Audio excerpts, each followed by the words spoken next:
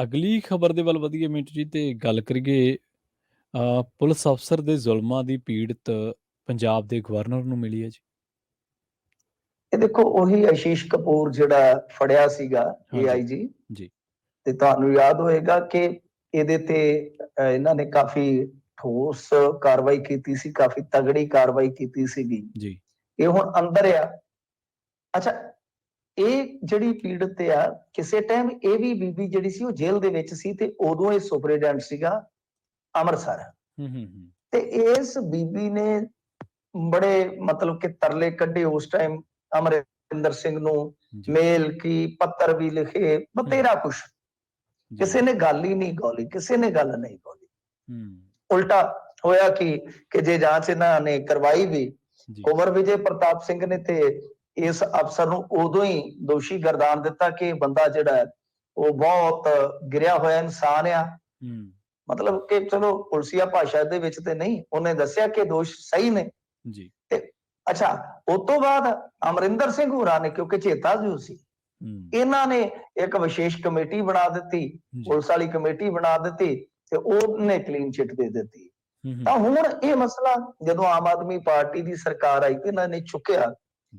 ਤੇ ਆਪਾਂ ਜਿਵੇਂ ਕਹਿੰਦੇ ਹੁੰਦੇ ਆ ਕਿ ਕੁਝ ਬਈ ਮਾਮਲਿਆਂ ਦੇ ਵਿੱਚ ਚਲੋ ਸਰਕਾਰਾਂ ਚੰਗਾ ਵੀ ਕਰਦੀਆਂ ਨੇ ਤੇ ਆਮ ਆਦਮੀ ਪਾਰਟੀ ਵੀ ਚੰਗਾ ਕਰ ਰਹੀ ਆ, ਤਾਂ ਇਹਨਾਂ ਨੇ ਕੋਈ ਇਧਰੋਂ ਰਾਇਤ ਨਹੀਂ ਦਿੱਤੀ, ਇਹਦਾ ਕੇਸ ਪੁੱਟਿਆ ਤੇ ਨਾਲ ਦੀ ਨਾਲ ਇਹਨੂੰ ਜੇਲ੍ਹ 'ਚ ਸੁੱਟਿਆ।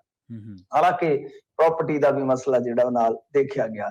ਤਾਂ ਅੱਜ ਪੀੜਤ ਅਚਾਨਕ ਗਵਰਨਰ ਹਾਊਸ ਦੇ ਵਿੱਚ ਪਹੁੰਚਦੀ ਹੈ, ਰਾਜ ਭਵਨ 'ਚ ਪਹੁੰਚਦੀ ਆ। ਕਹਿੰਦੇ ਆ ਕਿ ਖੁਦ ਰਾਜਪਾਲ ਨੇ ਸੱਦਿਆ ਹੈ। ਇਹ ਸਮਝ ਤੋਂ ਪਰੇ ਦੀ ਗੱਲ ਆ ਪ੍ਰਵੀਨ ਜੀ, ਤੁਹਾਨੂੰ ਵੀ ਖਾਸਾ ਚਿਰ ਹੋ ਗਿਆ ਜਰਨਲਿਜ਼ਮ ਦੇ ਵਿੱਚ।